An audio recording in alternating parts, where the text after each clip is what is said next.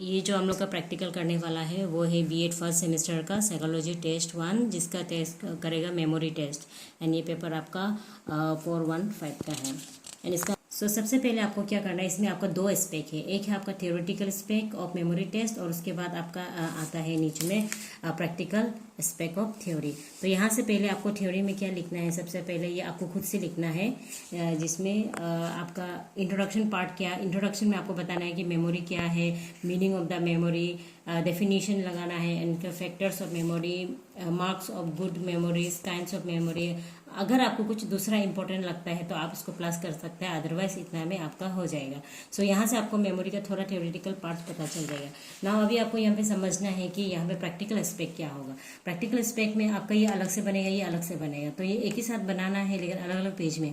जब आप practical specs बोलते हैं, सबसे पहले आपका ऑब्जेक्टिव से स्टार्ट होगा। ऑब्जेक्टिव्स आपका 2 रहेगा, सबके लिए सेम ऑब्जेक्टिव्स है।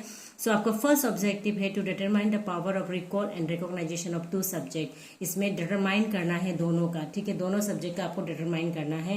एंड उसके बाद में आपको इसका हाइपोथेसिस बताना है, हाइपोथेसिस लिखना है कि आपका कैसे करके दोनों का, ये जो दोनों ऑब्जेक्टिव है उसका हाइपोथेसिस बताना है और यहाँ में लिखना है।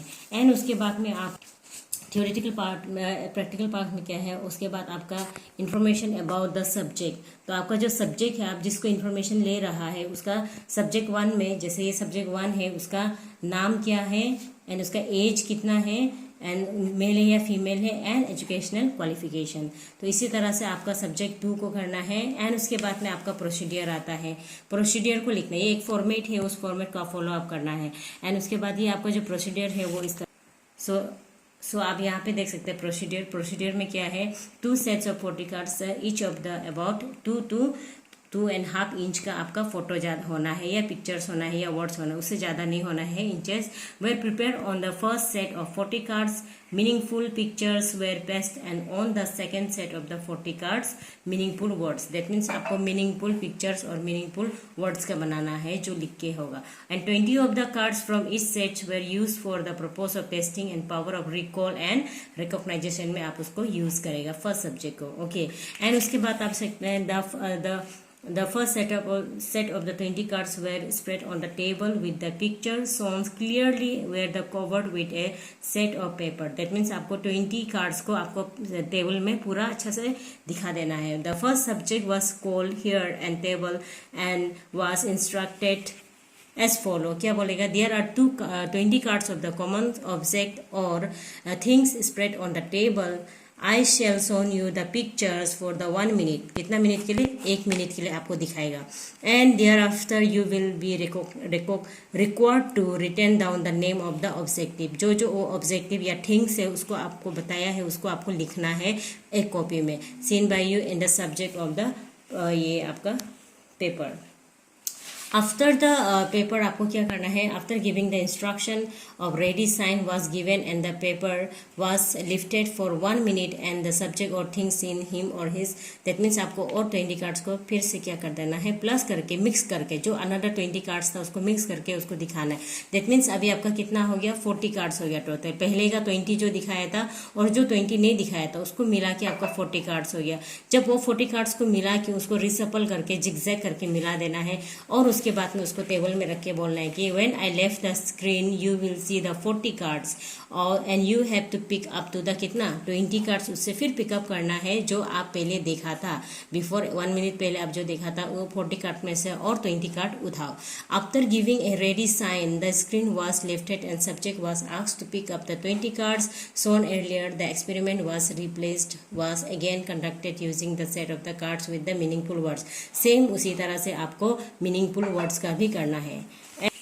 होने के बाद आपको यहाँ पे टेबल बनाना है। टेबल कैसा बनाना है, जैसे power of recall and recognisation of meaningful pictures. तो उसका मीनिंगफुल पिक्चर्स का आपको क्या करना है, ये टेबल है, ये टेबल आपको डेमो के लिए दिया है, you have to prepare. So this is the table 1, okay. So this is table 1। Table 1 में क्या होगा, सब्जेक्ट, जो सब्जेक्ट है ये जो सब्जेक्ट है उसमें आपका जैसे कि एक्स वाई कोई भी हो सकता है, सब्जेक्ट 1 सब्जेक्ट 2 ना, सब्जेक्ट 2 यहाँ पे बाद में उसका जो जो होगा उसको आपको यहाँ पे लिखना है। तो यहाँ पे सबसे पहले हेडिंग में क्या है, रिकॉल। रिकॉल में आपका आता है नंबर ऑफ पिक्चर सोन, कितना नंबर पिक्चर आप सोन किया है फर्स्ट में। उसका बाद में वो रिकॉल कितना किया है, जैसे कि अभी वो 5 किया है, 2 किया है, 3 किया है या 7 किया है, जितना भी किया है उसको आपको यहाँ लिखना है। उसके बाद में परसेंटेज ऑफ द रिकॉल्ड, कितना रिकॉल करके उन्होंने किया है उसका साथ में उसको 20 का साथ डिवाइड करके जितना मिलेगा यहाँ डालना है। एंड अगेन में आपका क्या है, रिकॉग्नाइजेशन में क्या था, आपका 20 कार्ड्स ऑलरेडी पहले से दिखा चुका है, उसके साथ आप और 20 प्लस कर रहा है, तब आपका 40 कार्ड्स बन रहे हैं। जब आपको 40 कार्ड्स बन गया तो उसमें से आपको 20 कार्ड पिकअप करने के लिए बोला है। दैट मीन्स उसमें से वो कितना करेक्ट एक्यूरेट करता है उसका साथ में उसको डिवाइड करना है। सो सेम सब्जेक्ट 1 का भी था, सब्जेक्ट 2 का भी था। एंड उसी तरह से आपको सब्जेक्ट टेबल 2 बनाकर आपका इसमें मीनिंगफुल वर्ड्स को आपको यहाँ पे सेम करना है। नहीं दबा के करता है, वो जा ही रहे वो। एंड उसके बाद लास्ट में आपका आता है, ये सब खत्म हो जाने के बाद आपका आएगा इंट्रोस्पेक्शन रिपोर्ट। इंट्रोस्पेक्शन रिपोर्ट मतलब कि जो स्टूडेंट्स को आप कराए हैं उसका एक्सपेरिमेंट को यहाँ पे लिखना है, सीट में लिख के बताना है, सब्जेक्ट 1 सब्जेक्ट 2 का। उसके बाद आपको इंटरप्रिटेशन देना है और एनालिसिस करना है सब्जेक्ट 1 सब्जेक्ट 2 का। इसमें अच्छा से एनालाइज करना है। इस तरह से ये आपका प्रैक्टिकल खत्म हो जाएगा और इसका रिपोर्ट बनाना है।